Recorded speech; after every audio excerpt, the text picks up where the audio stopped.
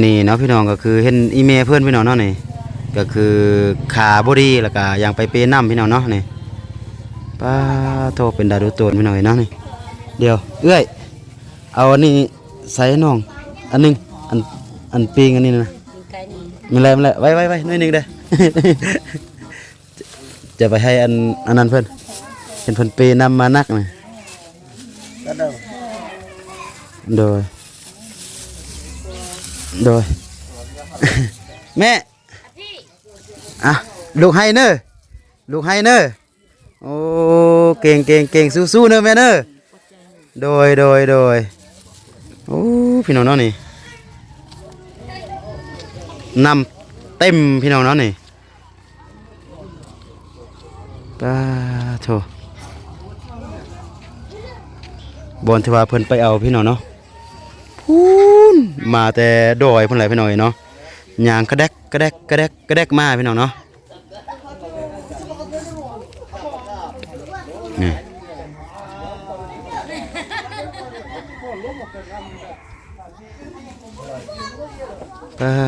โทรพี่น้องเนาะน้ำนี่ก็คือเต็มกระตาหันพี่น้องแม่เฒ่าเพิ่นก็ยังแพ้อยู่นะถึงว่าขาเบื้องหนึ่งบ่สมบูรณ์แต่ว่าแม่เฒ่าเพิ่นก็ยังเปมานะป้าโถ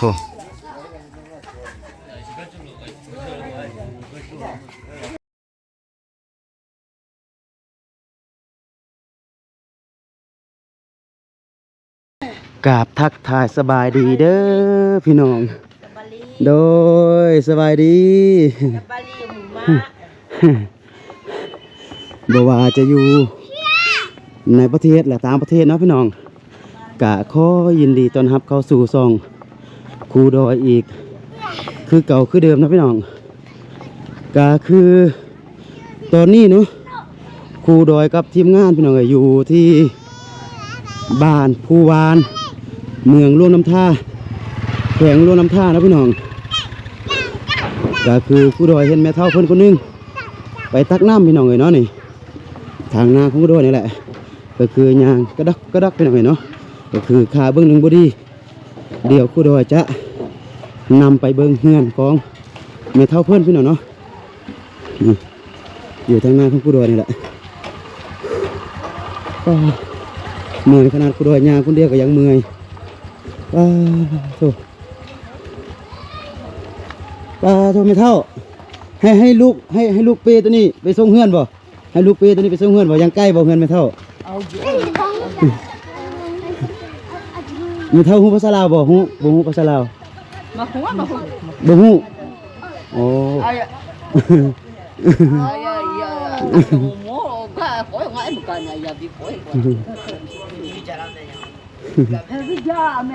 ลาวาบ่เป็นยังมาพี่พี่ได้เนี่ย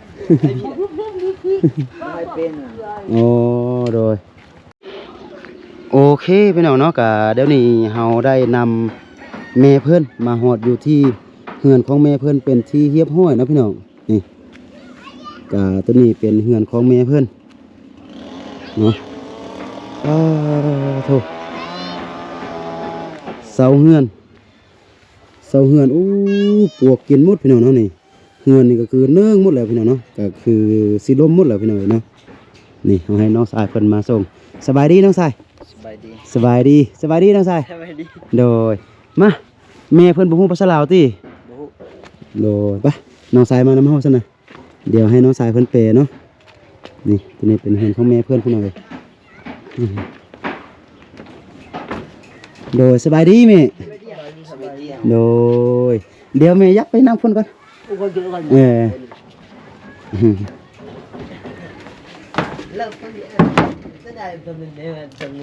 โธ่อันแม่เคี้ยวมากเนาะพี่น้องเนาะนี่โดยเดี๋ยวลูกแนะนำตัวเองก่อนเด้อลูกชื่อว่าครูดอยบอกล่ะชื่อแม่คุณดอยโดยมาแหละเดี๋ยวลูกขออนุญาตถามแม่เด้อแม่ชื่อว่าจังใดเด้ชื่อแม่จุ้ย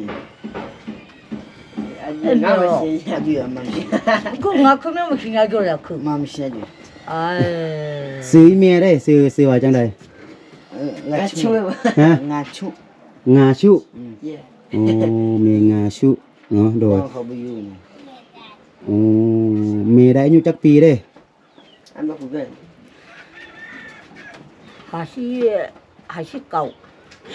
59ปีโอ้โดย ก็คือเฮือนหลังนี้แม่อยู่กับไผ อยู่กับพวงนี่ อยู่กับผัวโอ้โดยผัวแม่ได้อายุจักปีเด้ เรื่องนอจีอาเมียกู 我不去了。 60 ปี 60 ปีโอ้แม่นี่59ปีเนาะแล้วก็พ่อเพิ่นก็ได้60 ปีเนาะโอ้แม่บ่มีลูกหวะ มาจะเล่นน่ะเดี๋ยวเที่ยวจะเล่นมาจนเลย 天就 มีลูก โอ้ สาวคนหนึง มีลูกสาวคนหนึงอ๋อเดี๋ยวนี้ลูกสาวอีแม่ไปทางใดเด้ 俺们湖边人， ไปเฮ็ดเวียนกัน ไปเฮ็ดเวียกไปเฮ็ดหยังเด้ไปจ้าง ไปจัดมักแตงกัน โอ้ไปจ้างอยู่สวนจีน อยู่สวนอันมักแตงโมจีนเนาะ อ๋อ อ๋อโดแรงพุ่นบ่อันลูกจึงจะมาน่ะ แล้วตอนแรกพุ่นล่ะ อ๋อโดยทุกมื้อนี่ก็คือแม่นี่ ไปตักน้ำแบบนั้นทุกมื้อ 哎，给几把没给 มึงแหละทุกมึงตอไปตักน้ำล่ะ ทุกมื้อต้องไปตักน้ำหั่นเนาะโอ้ไกลบ่แม่บ่ไปตักน้ำหั่นน่ะ ไกลเว้ยเขามาไกล ไกลเนาะ ไกล อืมโดยอันอาชีพเฮานี่เฮ็ดหยังได้แม่อาชีพอยู่เฮือนเฮานี่ 啊，今天你 เฮ็ด 他 ไห้เลยมีแต่เฮ็ดไห้ มีแต่เฮ็ดให้โอ้โดย แต่เฮ็ดไห้เฮ็ดสวนน่ะ มีแต่เฮ็ดให้เฮ็ดสวนเนาะโดยอันเรื่องข้าวน้ำซ้ำปลาเนี่ยเฮาก็มีกินอยู่ที่คือข้าวนี่นะเฮาก็มีกินอยู่ที่ พอจามาจะเลยจามาจะมาจะลิน 没得没得， บ่มีว่ะ บ่มีอ๋อปีแล้วเนี่ยก็ได้เฮ็ดบ่ให้ พี่น้องโคเฮ็ดแต่เฮ็ด 啊， แต่ 这 น้อย 个 เลย 嘛，一弄 โดย น้อยเลย โดยได้จักเป่าได้เข้านะ พี่น้องโคแบบ 柴我做呀， ไอ้เจ้าตัว 几 ชุบ 包 รถ 啊， ตรงเลยตัวกัน 10เป่าอืม ตรงเลยกัน โดยอันค้าเมียนี่เป็นหยังเด้ อันค้าเมียตัวนี้น่ะ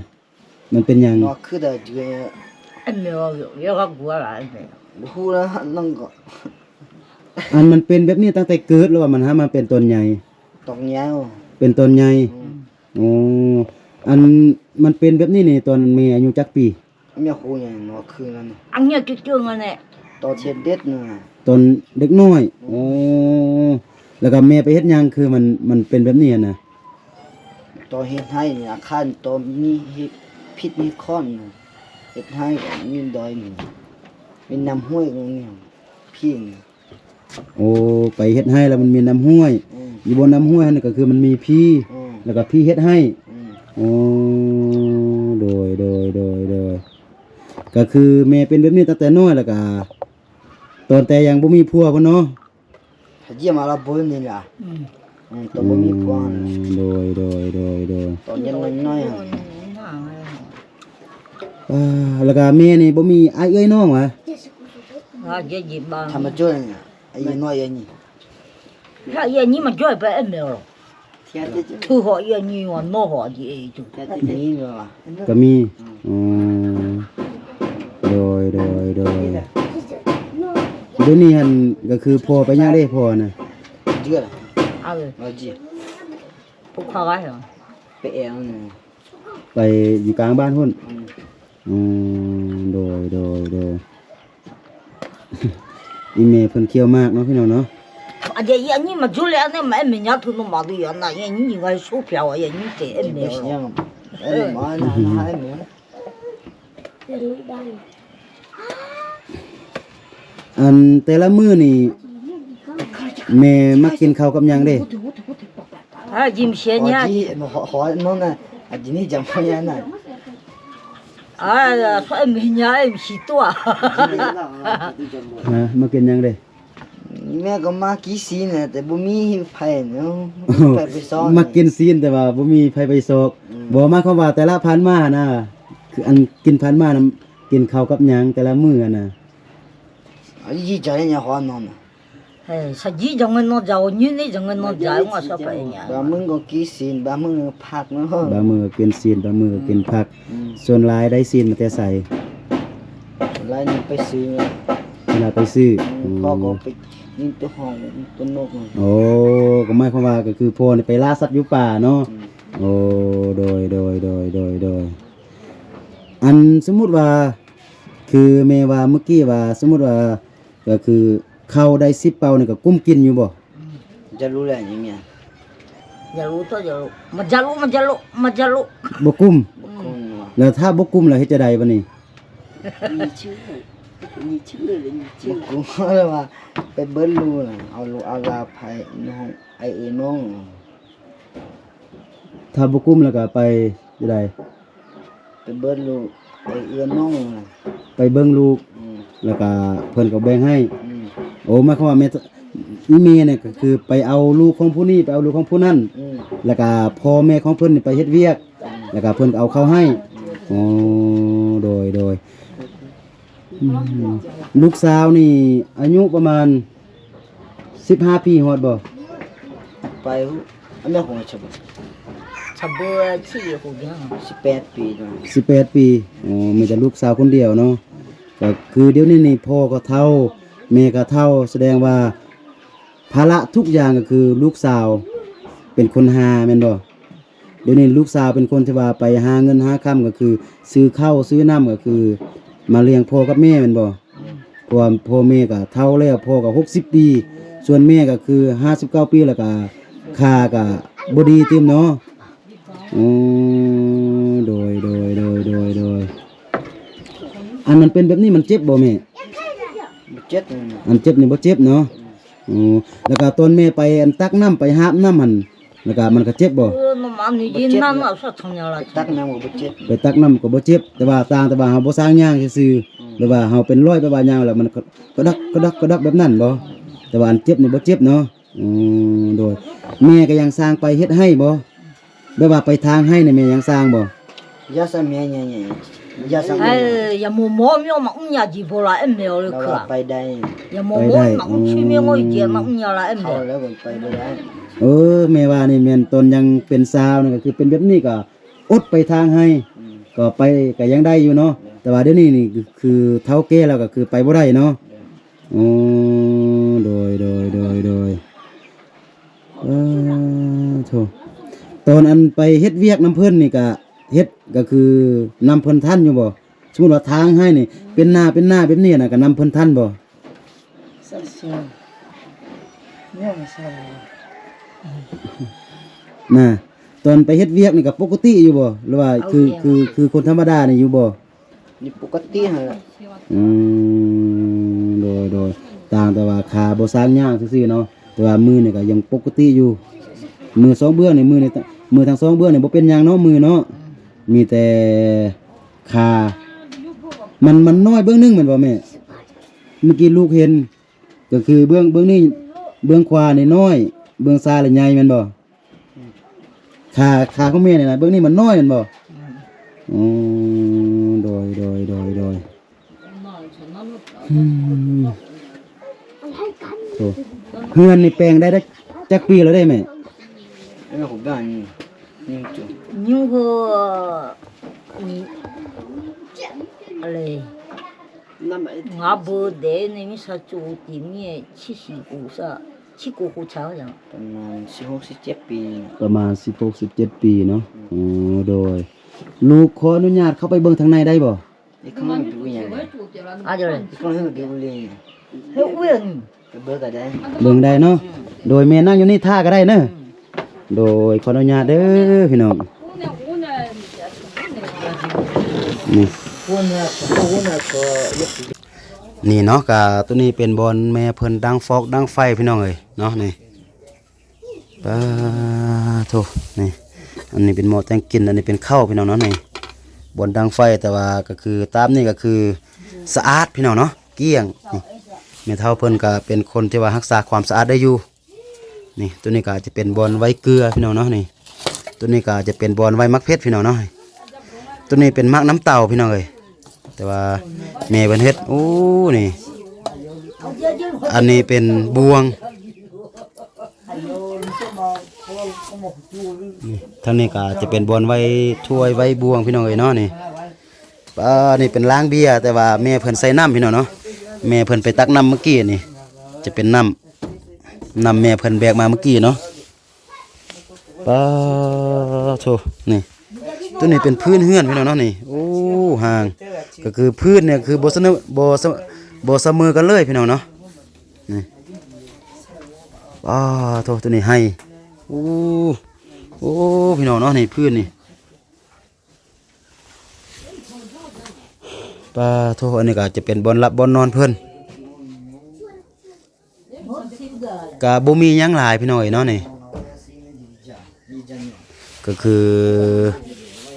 ศาสตร์ก็โอ้โทพี่น้องเนาะนี่ศาสตร์นี่เก่าสุดศาสตร์นี่เนาะก็มาปูแต่บอนเฉพาะบอนนอนซื่อพี่น้องเนาะนี่หลังจากเพิ่นนอนตื่นมาตอนเช้าเพิ่นก็เก็บเมียนเป็นระบบเป็นระเบียบเนาะเนาะบ่ฮู้ว่าบอนใดที่ว่าเพิ่นนอนบอนใดที่ว่าลูกสาวเพิ่นนอนพี่น้องเนาะนี่ลักษณะในเฮือนก็ประมาณนี้พี่น้องเนาะนี่โอ้บนลูกสาวเพิ่นนอนน่าจะอยู่พี่เนาะบนลูกสาวเพิ่นนอนนั่นน่ะโอ้นี่ยังมีชุดนักเรียนอยู่ยังมีกระเป๋าอยู่เนาะนี่ก็บ่มีหยังหลายพี่น้องเนาะอยู่ในเฮือนก็ประมาณนี้เป็นเฮือนหลังน้อยๆซื่อๆเนาะนี่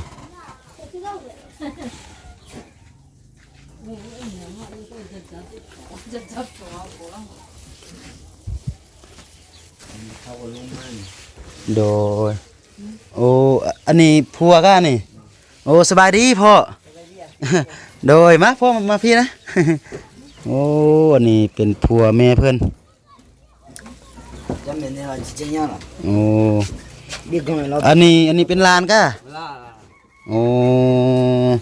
พ่อกะฮู้ภาษาลาวบ่ภาษาลาวพ่อก็เว้าได้บ่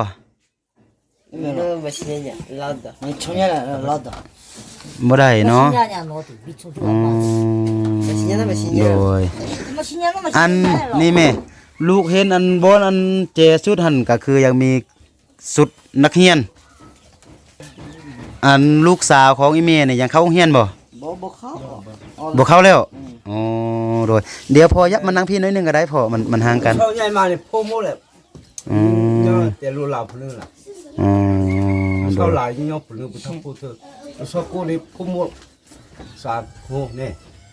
นี่สุภาพเนี่ยแบบย่อพุ่นรู้เท่าหลายเนี่ยบุทับพูดเถอะ อ๋อโดย ลูกเข้าเนี่ยบ่แม่ลูกเฮาเนี่ย โอ้อันนี้ลูกเข้าเนาะก็คือพ่อนี่ก็คือไปเจียลูกเพิ่นเนาะแต่ว่าพ่อกับแม่เนี่ยก็คือมีแต่คนเดียวเนาะโอ้โดยพ่อแม่ก็ตายพ่อแม่บ่ตายคือพ่อแม่ พ่อแม่ของพ่อกับแม่นี่ ไอ้นอนนี่อยู่ที่บ้านน้องซาเก่าอันนี้น้องซาเนี่ยไอ้พี่ไอ้ก็นอนใส่นี่อยู่ อ๋อ น้องซาเนี่ย โดยเดี๋ยวนี้ก็คือพ่อกับแม่นี่อยู่นี่กับลูกสาวคนหนึงเนาะอ๋อโดยก็คือเมื่อกี้ลูกไปเห็นอีแม่เพิ่นเปน้ำแล้วก็ลูกก็โอ้เบิ่งแล้วก็แม่เพิ่นก็ขาบ่ดีเนาะโดยเดียวอันลูกอันขอถามอันพ่อได้อันว่าพ่อนี่ซื้อจังใดเด้พ่อนี่ซื้อ มอชา โมชาอ๋อพ่อนี่อายุ60 ปีเนาะ อันนี้เขาผู้ชิปี อ๋อ ผู้ชิแหละ โดยอ๋อกะลูกก็มาเห็นโอ้กะลำบากเนาะลำบากบ่ทุกมื้อนี่อ๋อโดย ผู้ใหญ่ กะลูกมามื้อนี้ลูกก็บ่มี บ่มีเกก็ขอกินลูกเช้าแน่ขอกินลูกเคยบ่มีเกก็ขอกินลูกเคยขอกินลูกเช้าแหละ อ๋อ ที่เบียก็บ่แลลูก โดย ที่เบียก็บ่แลลูกก็ทาแล้วแม่ก็เท่าแล้วเลยที่เบียที่กาบ่แลลูก โดย ขอกินลูกเช้าแหละ ขอกินน้ำข้าวเนาะ กินน้ำเขา โดย กินน้ำเขา กะลูกมานี่ก็บ่มีหยังเด้อพ่อเด้อลูกก็จะมาให้กำลังใจพ่อกับแม่นี่ เล็กๆน้อยๆเนอะพอที่ว่าพ่อกับแม่นี่ว่าอยากได้แม่นยังที่ว่าเขาเงินจะไปซื้อข้าวซื้อน้ำหรือว่าซื้อเกลือซื้อแป้งนัวแม่นยังกะซื้อไปเนอะเดี๋ยวลูกจะเอาเงินให้พ่อกับแม่นี่คือ200,000 กีบเนอะ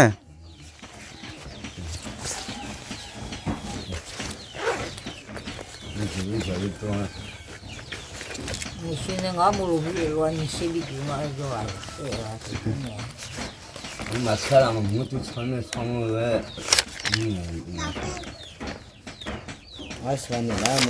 โดย กาเงินตัวนี้เป็นเงินของผู้ใหญ่ใจบุญเพิ่นชื่อว่าแมลินอยู่สวีเดนอยู่ประเทศสวีเดนนะเพิ่นลูกจะให้แม่200,000กีบโดยขอบใจเพิ่นได้แม่โอ้โดยโอ้โถสันกาจะสำนี้เนอะลูกจะกลับก่อนกาเนาะได้กาให้พ่อกับแม่อยู่ดีมีแฮงเนอะแต่ว่าเสียดายมื้อนี้ลูกสาวบ่อยู่เนาะโดยอยู่ดีมีแฮงแนวได้กาสู้ๆเนอะพ่อเนอะแม่เนอะ Pini ho lu salah tu ni kong. Pini ho pina ho. โดยเดี๋ยวลูกจะขอทายก็คือออมเฮือนเนอะโดยเอาสบายดีแม่โดยสบายดีโอ้ยพี่น้อยเนาะนี่ตัวนี้เป็นเฮือนพี่น้องเดี๋ยวครูดอยจะพาพ่อแม่พี่น้องมาเบิ่งทางนี้เนาะพี่น้องนี่ป้าโถพี่น้องเนาะนี่เฮือนสิล่มแล้วพี่น้องเนาะนี่ก็คือทางนี้ทางในมันเป็นฟ้าไม่เฮียพี่น้องมันเป็นฟ้าไม่เฮียแล้วก็มันโปดมันเพหมดแล้วก็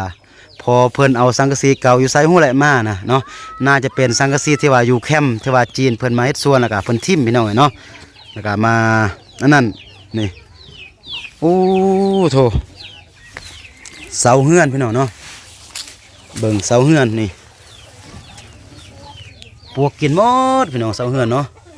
นี่ก็คือให้พ่อแม่พี่น้องได้เบิ่งนี่เฮือนก็คือมันเนื่องลงไปทางลุ่มแล้วพี่น้องเนาะสิล่มแล้วนี่ทางนี้ก็ป้าโถอันนี้สิขาดแล้วพี่น้องเนาะนี่อันนี้ก็ปวกกินสิขาดแล้วนี่อันนี้ก็เป็นเหล็กเพิ่นตั้งทั้งลุ่มนี่แหละก็เพิ่นเอาเหล็กนี่มามัดกับเสาตัวนี้ยานเสาตัวนี้มันหักพี่น้องเนาะนี่โอ้ทางลุ่มนี่ก็คือเพิ่นเอาไม้มาค้ำไว้พี่น้องเนาะนี่ถ้าว่าเพิ่นบ่ค้ำไว้ก็คือโอ้เรียบร้อยพี่น้องเนาะนี่โอ้มันสิล่มแล้วพี่น้องเนาะนี่เพิ่นค้ำไว้อยู่3บ่อนเนาะนี่ตาโถนี่ทางนี้เพิ่นก็ค้ำไว้อยู่3บ่อนพี่น้องเนาะนี่ทางลุ่มอันนี้ก็อาจจะเป็นลูกเป็ดอันนี้ก็จะเป็นลูกไก่พี่น้องเนาะนี่ป้าโถฟืนแต่เพิ่นก็ดูมันอยู่พี่น้องเนาะนี่จังว่าเพิ่นสิเท่าเพิ่นสิเกแต่ว่าเพิ่นก็เฮ็ดพอที่ว่าเพิ่นจะเฮ็ดได้พี่น้องเนาะนี่ฟืนเต็มกองล่างเฮือนก็คือสิล่มแล้วพี่น้องเนาะเฮือนนี่ให้พ่อแม่พี่น้องได้เบิ่งป้าโถพี่น้องเนาะเป็นตาดูต้นเนาะพี่น้องก็เป็นอีกครอบครัวนึงพี่น้องเนาะที่ว่าโอ้โทรมาเห็นก็คือด้วยความที่ว่าลำบากขาดแคลนนั่นแหละพี่น้องเนาะก็เป็น2เท่าก็เมียก็พิการก็คือพวกก็เท่าก็คือเดี๋ยวนี้ก็คือภาระหมดทุกสิ่งทุกอย่างก็อยู่กับลูกสาวพี่น้องเนาะลูกสาวก็ได้ประมาณอยู่16 17 18ปีนี่แหละพี่น้องเนาะก็เดี๋ยวนี้ลูกสาวก็เริ่มเป็นสาวแล้วพ่อเฒ่าก็บอกว่าก็บ่ฮู้ว่าปีนี้ปีหน้าหรือว่าปีใดลูกสาวจะเอาผัวนะก็คือเดี๋ยวนี้ก็คืออยู่เฮือนก็คือขาดแรงงานพี่น้องเนาะเพราะว่าอาศัยแต่ลูกสาวคนเดียวแต่ว่าลูกสาวก็เป็นผู้หญิงหั่นน่ะเนาะก็แต่ละมื้อก็คือไปซอกจางตามคือแถวนี้ก็คือไปรับจ้างคือกับส่วนจีนเพิ่นนั่นแหละพี่น้องเนาะก็มันก็บ่คุ้มกินนั่นแหละพี่น้องเนาะเพราะว่าไปจ้างก็ได้มือเท่าใดนึงก็มือหนึง200 300ถ้ามันมีเวียกนะเพราะว่าก็บ่ได้เฮ็ดทุกมื้อนั่นแหละพี่น้องเนาะเพราะว่ามันมีบางมื้อที่ว่าเพิ่นจ้างก็บางมื้อเพิ่นก็บ่จ้างนะพี่น้องเนาะก็ภาระทุกอย่างก็คืออยู่ในเฮือนเนี่ยก็คือตกเป็นภาระของลูกสาวเนาะแล้วก็ส่วนแม่เพิ่นก็พยายามพี่น้องพยายามเฮ็ดเต็มที่เนาะก็คือพ่อแม่พี่น้องได้เห็นอยู่ในต้นคลิปนั่นแหละแม่เพิ่นก็เพน้ำซ้ำใดเพิ่นก็ไปตักซ้ำนั่นพี่น้องเพื่อที่ว่าจะทาลูกสาวเนาะแล้วก็พอเพิ่นก็ไปเอาลูกของคนอื่นนั่นน่ะเนาะเพื่อที่ว่าคนอื่นนั่นจะเอาเข้าเล็กๆน้อยๆปันสู้กินนั่นน่ะพี่น้องเนาะเพราะว่าพ่อกับแม่เพิ่นก็เฒ่าแก่ก็เฮ็ดเวียกบ่ได้แล้วนะเนาะก็ในการมาครั้งนี้เนาะครูดอยก็บ่มีหยังหลายเนาะมีแต่เงินก็คือ200,000กีบพี่น้องเนาะก็เป็นเงินของผู้ใหญ่ใจบุญเพิ่นเนาะเอามาให้เป็นกำลังอกกำลังใจพ่อกับแม่เพิ่นเนาะ ก็สุดท้ายนี่ครูดอยก็บ่มีหยังหลายเนาะก็มีแต่คำขออวยใส่ให้พรเนาะก็คือเจ้าของเงินเจ้าของค่ำแต่ว่าครูดอยให้แม่กับพ่อเพิ่นในมื้อนี้เนาะก็คือ200,000กีบเนาะก็คือแม่ลินอยู่ทางสวีเดนเนาะก็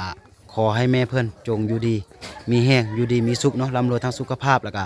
ร่ำรวยทั้งเงินคำนอนหลับก็ขอได้เงินหมื่นนอนตื่นก็ขอได้เงินแสนแบนมือก็ขอได้เงินล้านเนาะสา